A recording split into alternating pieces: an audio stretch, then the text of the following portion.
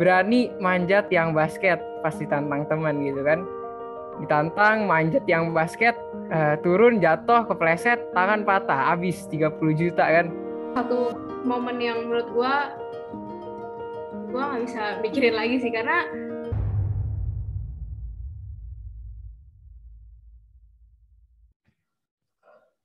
Halo semuanya, balik lagi nih di Permai Talks episode 3 sesi 2 bersama gue Nixon. Dan gue Michelle. Kita berdua hari ini akan memoderatori Permai Talks episode 3 sesi 2. Nah, pada sesi 2 ini kita akan membahas mengenai pemuda berani.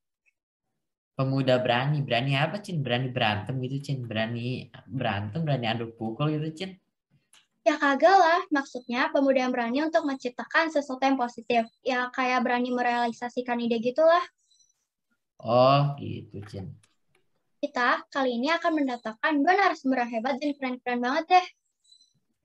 Cin, menurut lu dua narasumber kita kali ini udah mencerminkan pemuda berani belum sih Cin? Karena kan kalau belum percuma dong ngapain diundang Cin? Udah dong, mereka berdua pernah jadi ketua OSIS, terus ada yang juara 1 Brotherhood Basketball Community, ada yang juara gambar juga. Oh gitu, keren banget ya, berprestasi ya. Yoi.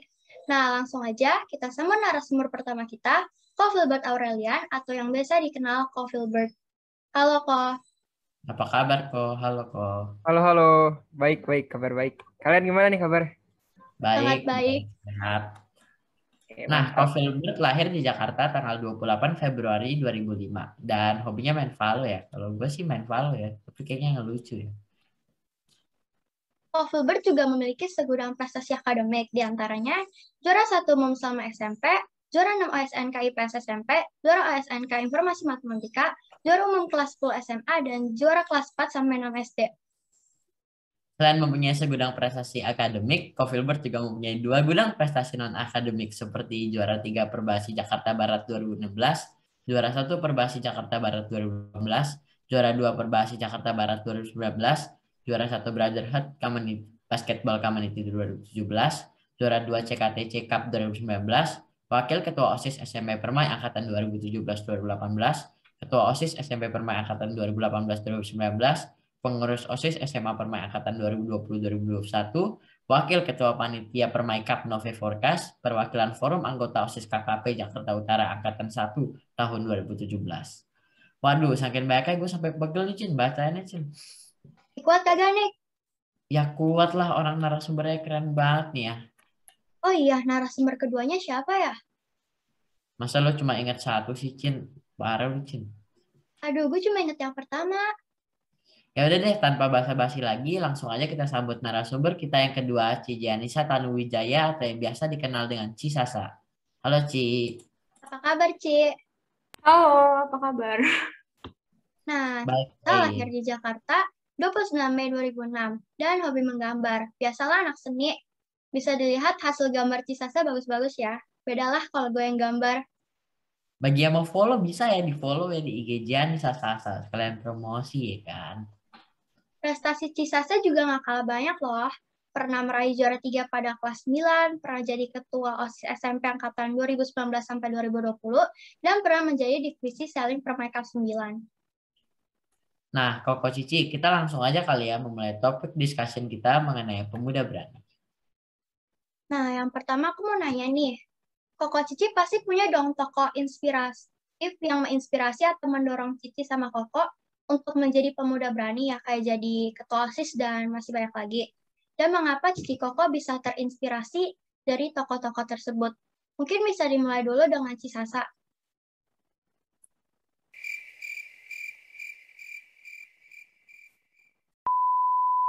Udah, sorry tadi. Kayaknya ke disconnect deh. Giliran gue ya? Oh, oke. Sorry.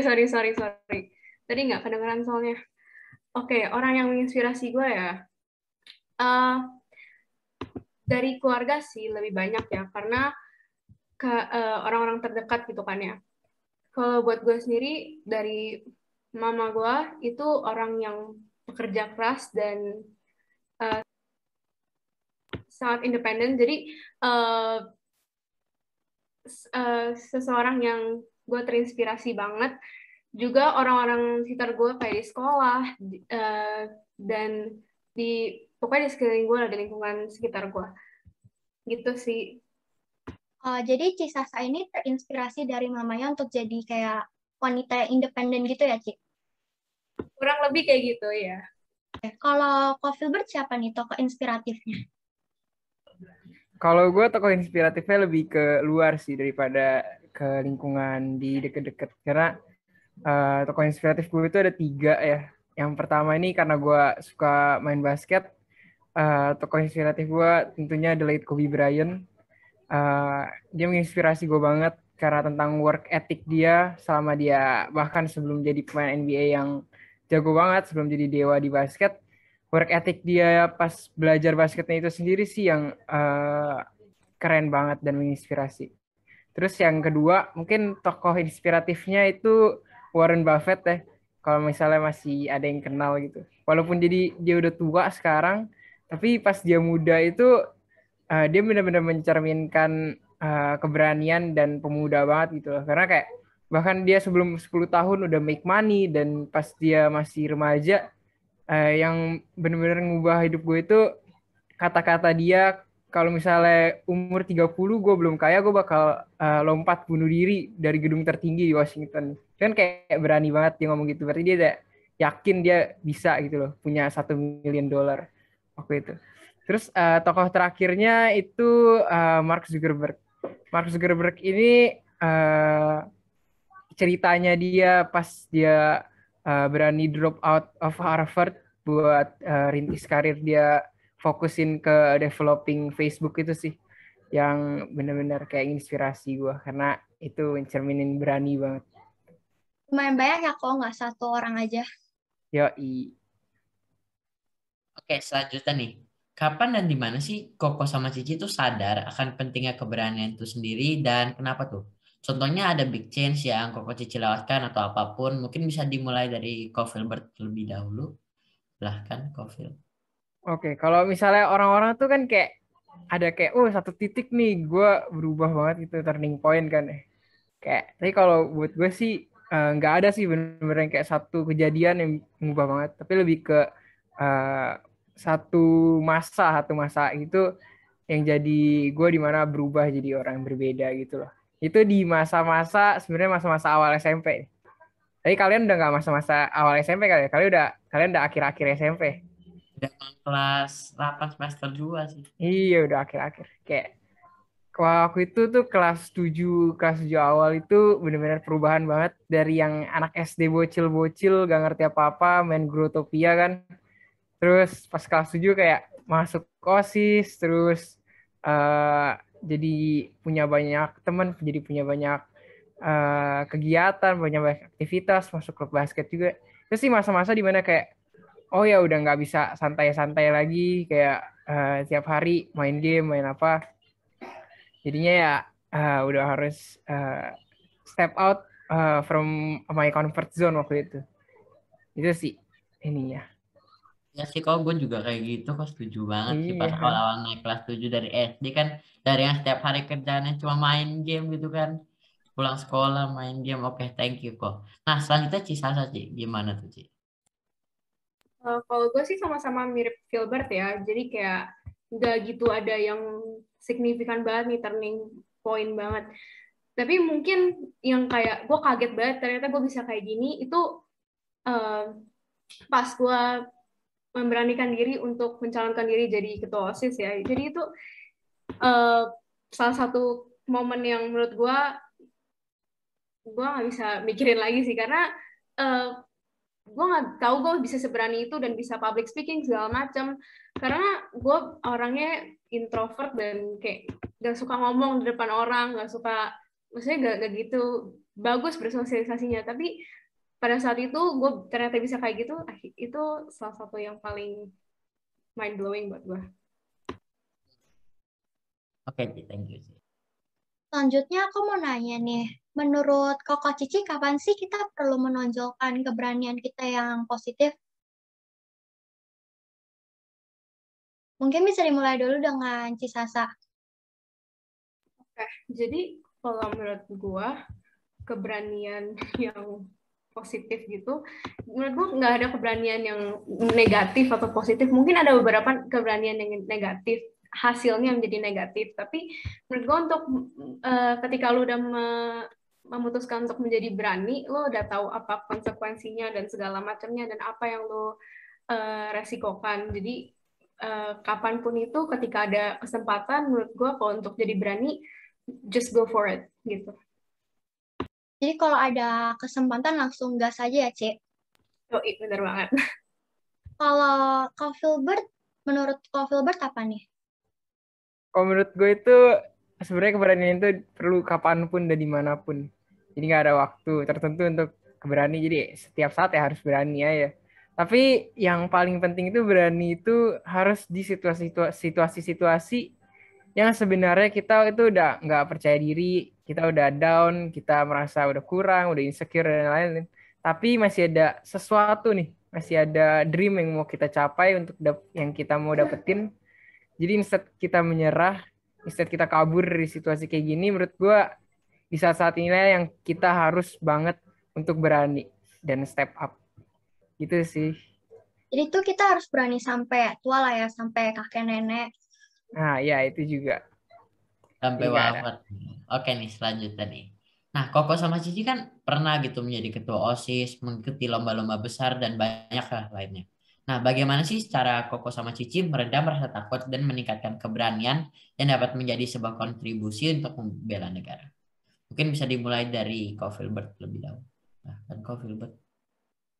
Oke, jadi untuk meredam rasa takut tuh sebenarnya ya jangan takut gagal gitu kan. Kayak Nike bilang just do it. Terus harus percaya diri juga. Kalau kita udah percaya diri itu biasanya tuh rasa takut tuh udah nggak ada. Jadi walaupun kemampuan kita gini-gini ya udahlah pede dulu aja lah, pede aja dulu bos gitu kan. Jadi mau hasilnya kayak gimana pede aja dulu gitu.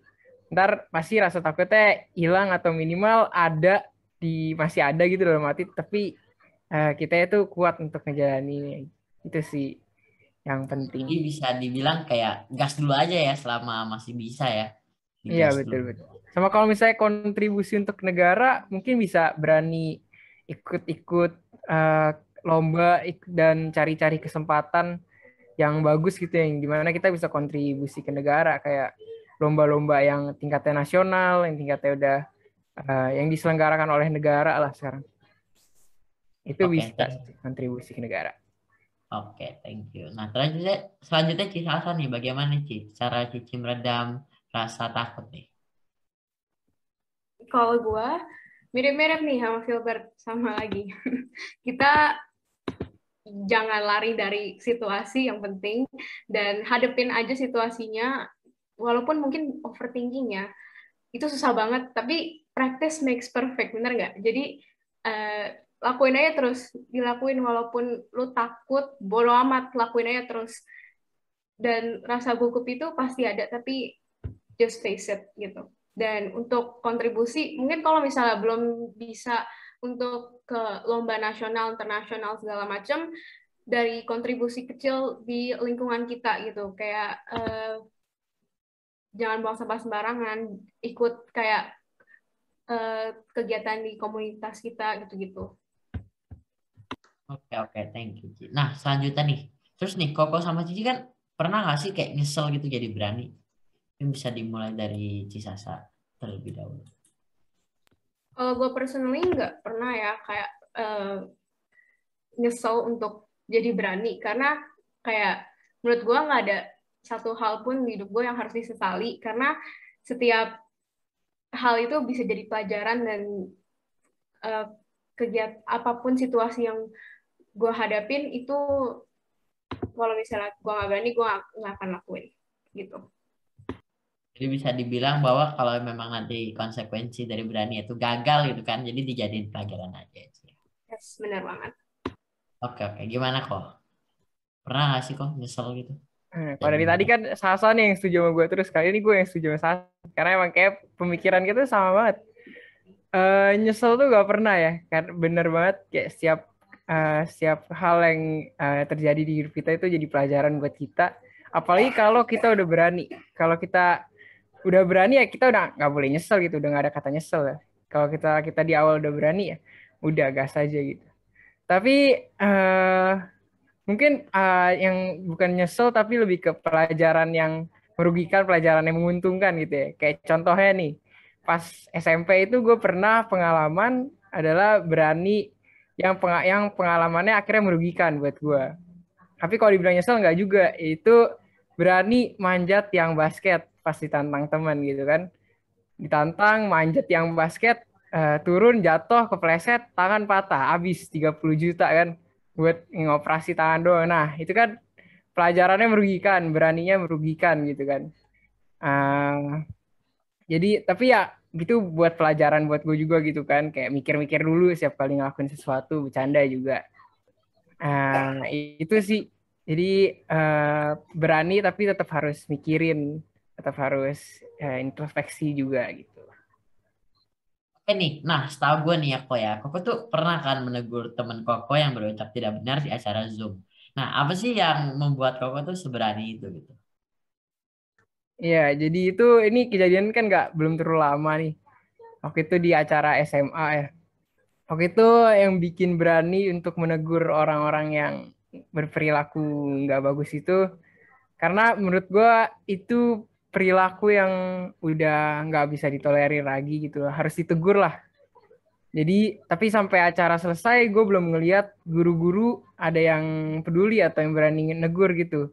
Minimal mengevaluasi itu belum ada. Jadi menurut gue ya ini tuh udah tugas gue lah. Ini gue yang harus berani ngomong lah. Karena kalau misalnya waktu itu gue nggak ngomong gitu, akhirnya masalahnya jadi lewat. Dan kalau cuma ngarepin guru-guru nyelesain masalahnya, jadi nggak ada yang nanggepin. Akhirnya nggak ada yang negur orang-orang kayak gini. Dan nanti setelah ini masalah kayak gini bakal terjadi lagi dan lebih disepelekan sih. Jadi waktu itu gue juga mikir kayak kalau misalnya nggak diurus, kalau misalnya gue yang nggak yang negor, akhirnya nama permain jelek, kalau nama permain jelek, nama gue juga yang jelek. Jadi kayak kita harus peduli ke hal-hal lain, ke lingkungan kita biar nanti lingkungan itu juga nge-impact ke kita sendiri loh. Jadi peduli sama lingkungan ya, Ko ya, bisa dibilang ya, Iya, sekitar. surroundings kita lah. Selanjutnya, kalau Cici sama Koko ini kan di kategori usia remaja, termasuk sukses ya, Koci. Salah satunya sebagai kekos dan masih banyak lagi. Apakah masih diperlukan keberanian itu di masa depan Cici Koko dan kenapa? Dimulai dulu dengan Cisasa.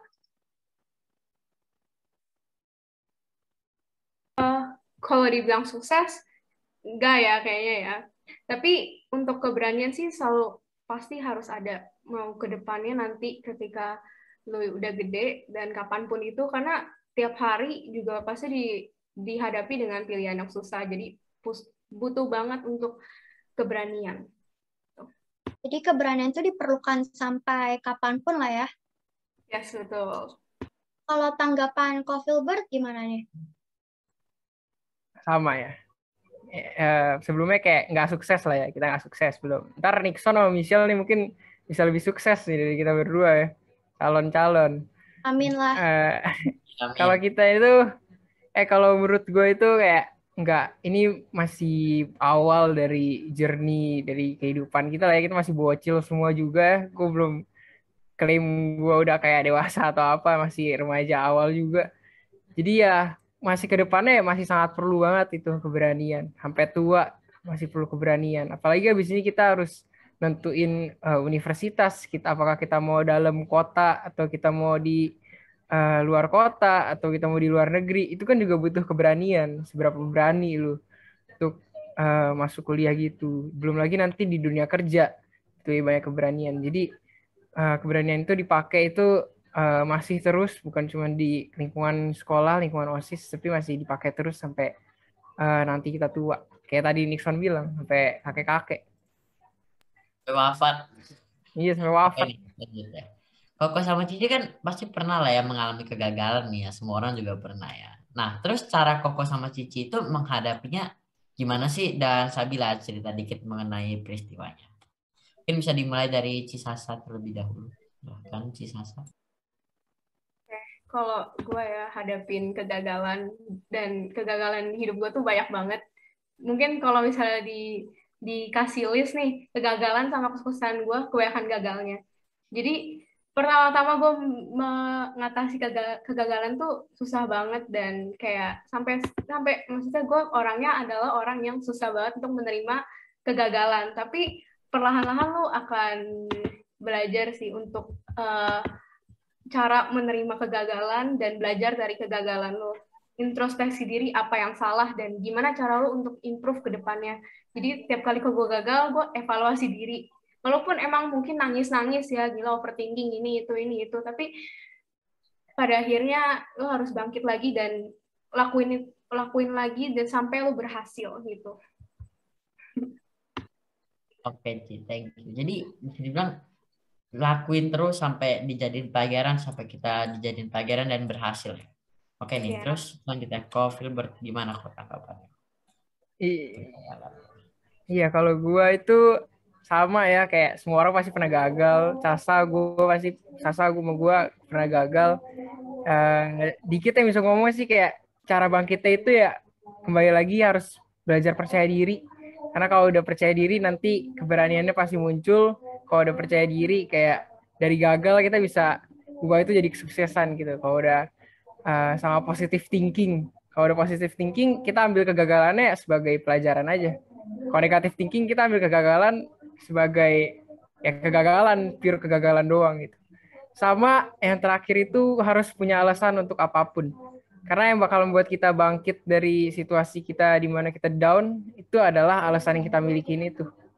Terus kalau misalnya kita punya alasan, pas kita gagal ya, kita masih punya alasan itu untuk bangkit lagi, untuk back to the work lagi gitu. Jadi saya bilang harus punya pedoman ya, pedoman Iya, untuk kayak betul. terus bangkit terus ya.